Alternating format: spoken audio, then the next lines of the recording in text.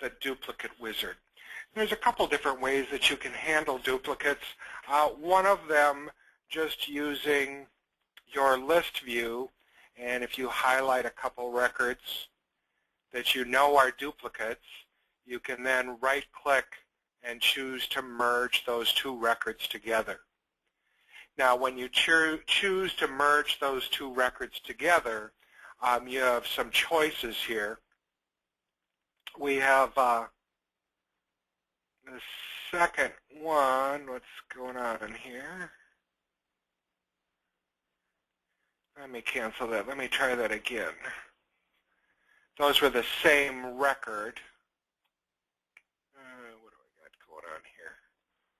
Let me go to a different group. Let me just grab two random records here. Applied post and applied services. Let's say those two are the same records. Again, right-click, choose Merge Records. In here now, they're going to show you the record that you have highlighted in the background. So right now, they have the primary record as being applied post. If I click on the merge record, it switches that record in the background, and now we see applied services.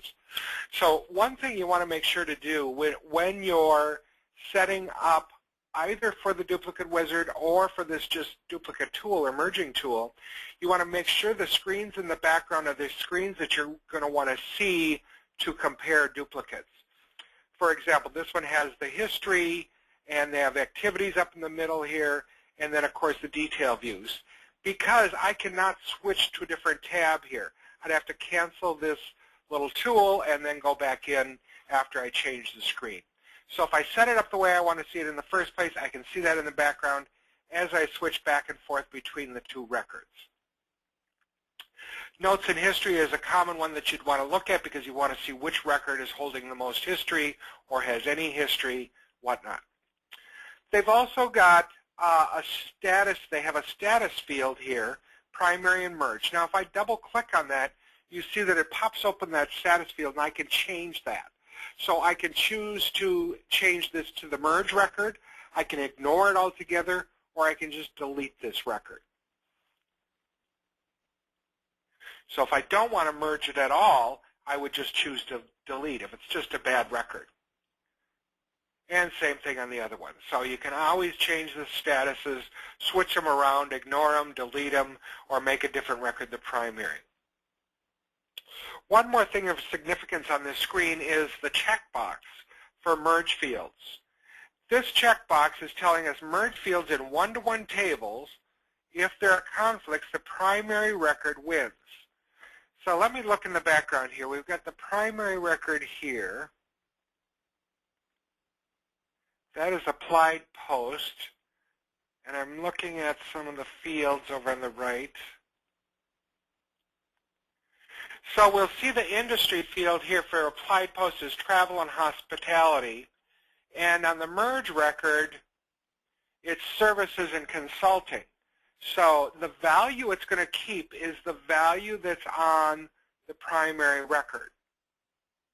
Now, if there was no value in the industry field, then it would bring over the value from the merge record, applied services, and put that into the blank field. So that's all it's saying here. With this checkbox checked, any one-to-one fields and tables will be merged together, but if there's information already in the primary record, it's going to keep that information. The information from the merge record or the duplicate record will just be removed and deleted. If the information in the primary record is empty, if there is no type field, subtype field, status field, if there is no information in here, then it would take it from the merge record and put it into the primary record. I hope that makes sense. So once we have it all set, and again here we're going to have our applied post is going to be the primary, and we're removing applied services. So I'm going to just go ahead and click on OK. And now you see we have one record, applied post, applied services no longer exists.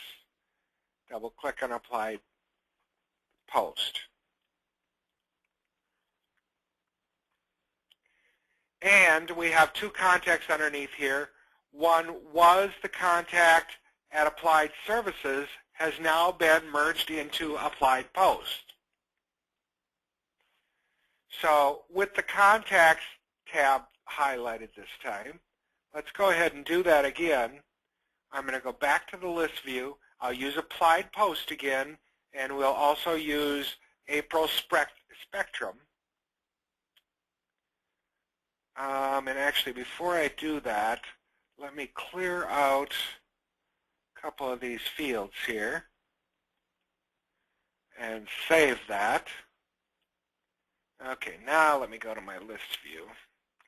If the screen looks a little bit different to you today, that's because I'm running version 8. So if you're on something less than, the duplicate wizard still looks the same, but this is the latest and greatest version. Okay, so now we have the primary record open in the background, Applied Post. The merge record has Mark Wortman as a contact. It also has customer hardware and active in the type, subtype, and status field, whereas now we have in our primary record those fields are empty. So if we're going to choose to merge it again, remember Applied Post currently has 2 contacts. When we're finished, it should have 3. So I'll go ahead and click on OK, and that merged the 2 records. I'm going to double-click on Applied Post again to bring that up. And let me hit F5 here. And now we have our 3 contacts underneath Applied Post. So it actually took Mark Wortman and brought him over into Applied Post. It also filled in our fields up here with the information from that other record, the type, the subtype, and the status, because they were empty. Now, if I double-click on Mark Wortman here, you see the address was Australia, is Australia for Mark Wortman. If I go back to Applied Post, it's Norristown, PA. And that is because when it brought across Mark, it's going to continue to have his address in there. So if we want to change his address, we'd have to go back and change that address to the new company address. Okay, so that's one way to do duplicates. Just going into your list view, when you see a duplicate, either contact or account, you just go in, highlight the 2 or 3, if there's 3 of them that all need to be merged together, and then right-click and choose Merge Records. That is an option that can be turned on and turned off. Most users do not have that, so make sure that it's an admin user or an admin person that actually does the merging here.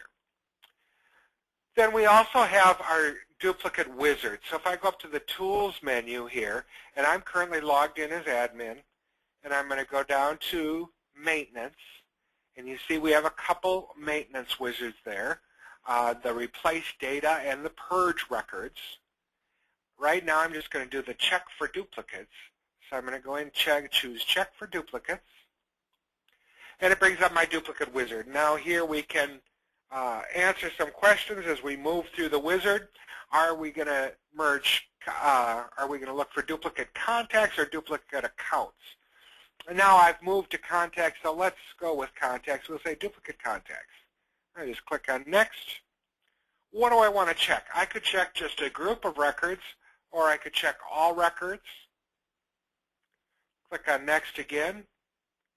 I'm not going to say the current group. I'm going to say the entire database.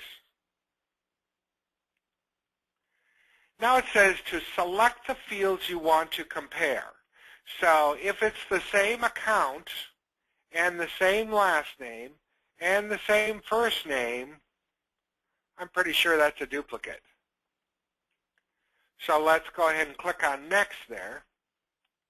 Now, field comparison options. If I double-click on my account field here, it says, do you want to check case sensitive?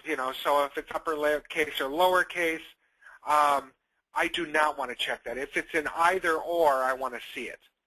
Do I want to compare the whole field? Or I can choose just to compare the first 5 characters. So let's say we have an Anderson Consulting and an Anderson Consulting. One is spelled S-O-N and one is spelled S-E-N. Do we want to see those records just by comparing the first 5 characters. I'm going to choose the first 5 characters and see what we come up with there. And we can do that for any of the fields here, the last name, the first name. I'm going to leave them both as all. We'll check all, the first and last name. And I'm just going to click on Next here. Now it says assign some default behavior here. So it's default behavior, what it's going to do by itself, but that doesn't mean you're not able to change it at the last minute. So this is just by default, what's it going to do?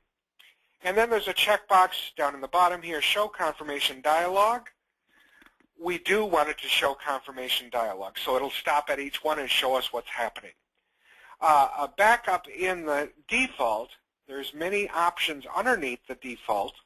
So what do we want to do as a default? Like I said, we still can change it, but what do we want to do as a default when it finds matching records? Do we want to merge records into the record with the most history? That's the first option. Or merge it into the last record created, or the first record created, or the last record modified. So if they're using the record, that might be appropriate. Or the first record modified. Do you want to delete all but the one with the most history? Or do you want to delete the one with the last record created, first record created? Then if we scroll down, we have the other two options of last record modified or first record modified. So again, this is just a default. Doesn't mean this is your end-all, be-all answer, but basically, what will you be doing? Will you be merging them? Will you be deleting them? And will it be with the most history, the last one created, first one created? I'm going to say merge the records into the one with the most history.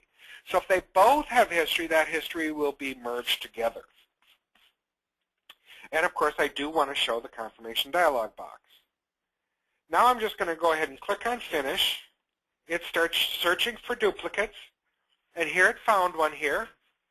We have David Scardino. I'm reading from right to left. David Scardino, last name Scardino, company Precision, was last modified. One was modified 2/10 of 31. I don't know what that is. The year is seconds here. It looks like, oh, I'm sorry. What am I doing? It's 2012, 10/31, or 2012, 9/28. So not too far apart. Let me see. Created, both were created on the same day. So this may be another example of you may want to do this in the detail view. Because here, as I highlight each record, I only see one line of information.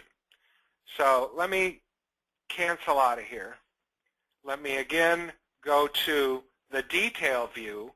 In here, I will choose Notes and History to be up in the middle.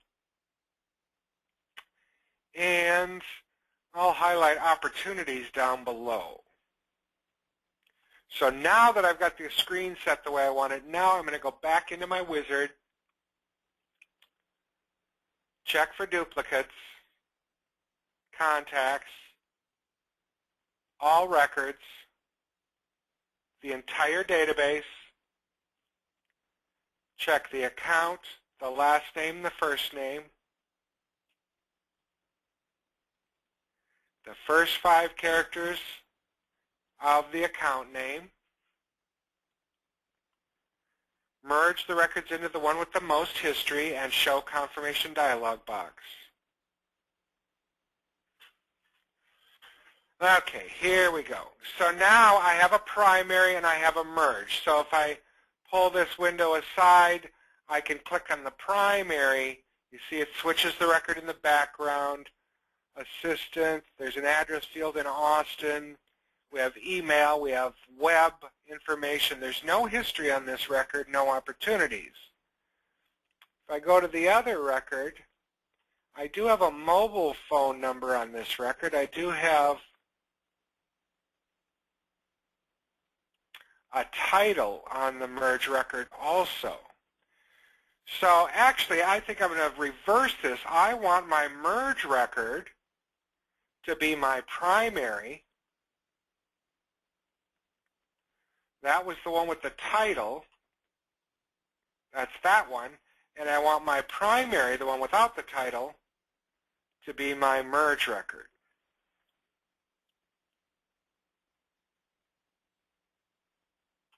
And then I can just say OK. It moved through the rest of the database, didn't find any more, so it's doing a little refresh here. And my duplicate wizard is done. I don't know what that was about. So let me see if I can, that was Scardino, right? Find C-A-R-D. David Scardino. There he is. He has, the title is there. The mobile phone is there, which wasn't on the other record, so we know that we have the correct record that it kept. So now we just have one David Scardino. So obviously your database isn't going to be that easy. You're not going to have one duplicate. You're going to have many, many, many. But as we went through that wizard, you can see that you can quit at any point. You know, even though you've merged several of them by clicking OK, OK, OK, OK, if you get to a point you have to stop for some reason, you can just click on cancel in the wizard and you're done. You haven't checked the rest of the database. It doesn't change back what you've already done, but you don't go any further. So let me take a look here quick. So I go to maintenance again, check for duplicates, next, all records, entire database.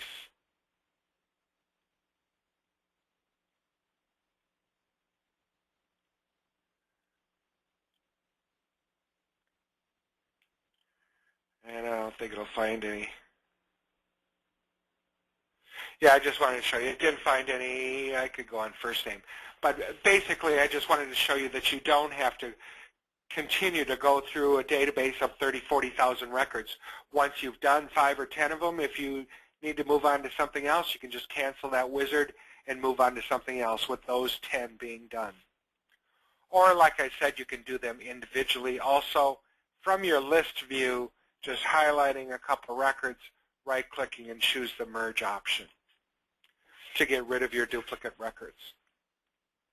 Another thing I've seen practiced a lot, if you don't want the users actually doing anything with the records, in your status, you may want to go in here and put a type of duplicate, which is in my sample database here.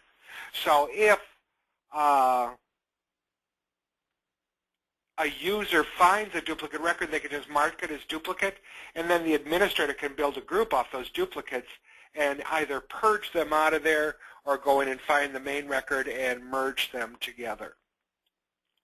Good tool to use, but you got to make sure you're using it. You got to keep that database clean all the time. It can be a full-time job if you're importing records at the same time as you're cleaning them up. There's always new records coming up.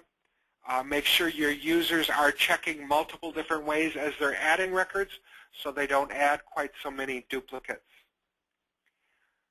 If you've got any other questions on this duplicate wizard, you can certainly go out to the www.goodtraining.com, and under the SalesLogix user group forum, you can post your questions out there. Certainly be happy to get back to you and answer your questions. If you've got any suggestions for other webinars, we'd also like to hear about those. I'd like to thank you all for coming today, and have a great afternoon.